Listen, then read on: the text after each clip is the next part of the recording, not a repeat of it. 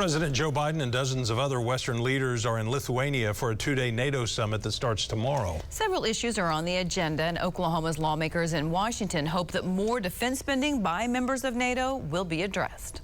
Alex Cameron from our News on 6 Washington Bureau is at the White House with more.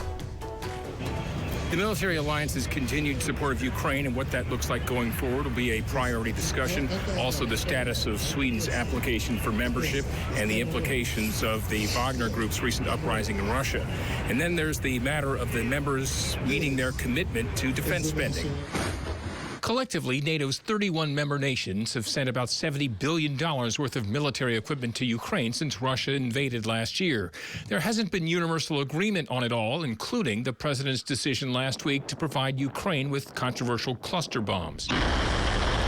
It took me a while to be convinced to do it, but the main thing is they either have the weapons to stop the Russians now or they don't, and I think they needed them. And with the coup attempt by the Wagner Group in Russia still fresh, NATO wants to put on a unified front and give Ukraine any momentum it can right now. We need to make sure we give them every resource they need. Markwayne Mullin's a strong supporter of arming Ukraine, but he and Senator Langford and many others in Congress believe the rest of NATO, on the whole, needs to be spending more on defense.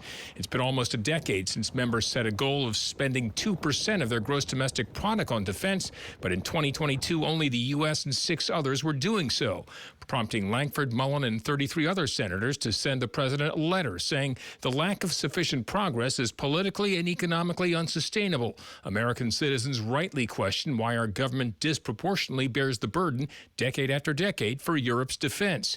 In Vilnius, we respectfully request that you make this issue a top priority. And there are reports that the NATO General Secretary will push members to make 2% of GDP the minimum spent on defense and up to 3%. I'll be watching to see what happens. At the White House, I'm Oklahoma's own Alex Cameron.